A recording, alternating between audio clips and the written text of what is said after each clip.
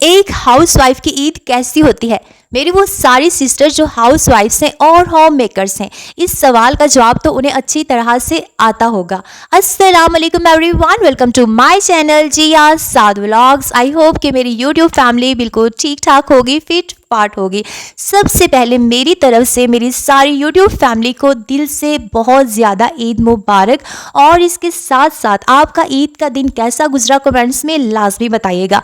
तो आज के इस व्लॉग में मैं आपके साथ शेयर करूंगी अपने ईद के पहले दिन की सारी रूटीन, और उसके साथ साथ हम डिस्कस करेंगे कि एक मैरिड और अनमैरिड लड़की की ईद की सेलिब्रेशन में क्या डिफरेंस है। तो स्टार्ट करते हैं आज का व्लॉग। एक मैरिड लड़की जो होती है वो बहुत ही ज़्यादा रिस्पॉन्सिबिलिटीज़ के गिर्द घिरी होती है, यानी उसकी अपनी रिस्पॉन्सिबिलिटी, उसके ससुराल वालों की, उसके बच्चों की, उसके हस्बैंड की, घर की सफाई सुथराई, किचन वगैरह, और ईद पे जो गेस्ट आते हैं उनको देखना, और बड़ी ईद पे अगर कुर्बानी की है तो वो सारी चीज़ें देखनी पड़ती हैं। जबकि एक अनमैरिड लड़की है, उसने अपने आप को ज़्यादा टाइम देना है, ज़्यादा सजना है, संवरना है, और कोई छोटे मोटे काम जो उनकी रिस्पॉन्सिबिलिटी उसकी हो सकता है, क्योंकि कुछ घरों में जो सारे काम ना बड़ी बहनें कर लेती हैं, वो बिल्कुल रिलैक्स होती हैं। लेकिन हाँ, कुछ अनमैरिड गर्ल्स ऐसी होती हैं कि जिनकी कोई बड़ी सिस्टर्स नहीं होती, उन्हें खुद ही सब कुछ करना पड़ता है। तो अब मैं आपसे अपना रूटीन अगर शेयर करूँ ना, मैं सुबह उठी, नमाज वगैरह पढ़ने के बाद मैं सवैयाँ बनाना स्टार्ट हो गई। दूसरी सवैयाँ कलरफुल मेरे बच्चों को पसंद है, पर वो हमारी शॉप पे ख़त्म हुई थी, तो वो मैंने किया। उसके बाद मेरे हस्बैंड ग्रॉसरी लेकर आए थे, क्योंकि हमने ईद के पहले दिन कुर्बानी करनी थी और ईद के दूसरे दिन हमने अकीका करना था, और हमने देग बनानी थी। तो इसलिए जो चीज़ें वो लेकर आए थे घर के लिए अलग से, और देग का जो सामान था अलग से, वो ख़राब हो रहा था, मैंने वो निकाला। उसके बाद मैंने अपने बच्चों को तैयार किया, और उसके बाद ही कलेजी आ गई। मतलब कि जब कुर्बानी वगैरह करते हैं तो पहले कलेजी, आपको पता है, पहले सेपरेट कर लेते हैं।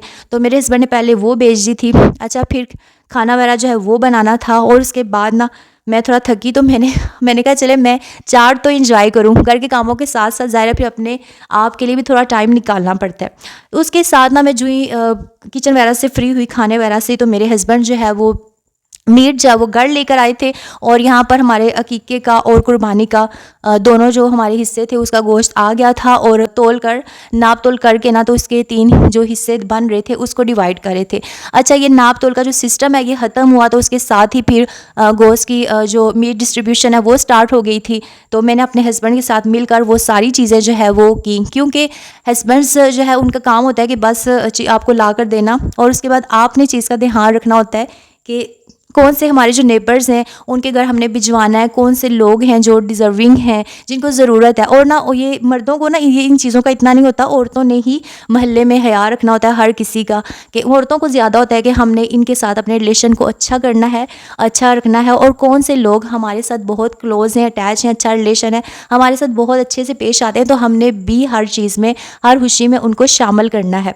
तो इसलिए ना ये सारी चीज़ें जो है इसका ध्यान रखना एक हाउस वाइफ की ज़्यादा रिस्पॉन्सिबिलिटी बनती है, बल्कि हाउसवाइफ करती ही ज़्यादा है। अच्छा, इस मेरी बात से कौन कौन से मेरी सिस्टर्स एग्री होंगी कमेंट्स में मुझे लाजमी बताइएगा जी। सारे काम काज ख़त्म करने के बाद अब मुझे लास्ट में अपने लिए टाइम मिला था, और ये तकरीबन असर के बाद का टाइम था जब मैं तैयार हुई थी। और ये है मेरे ईद के पहले दिन की लुक। लगी आपको कमेंट्स में बताइएगा, और आपने अपने ड्रेस का कलर नहीं बताया मुझे कमेंट्स में। अल्लाह हाफिज़।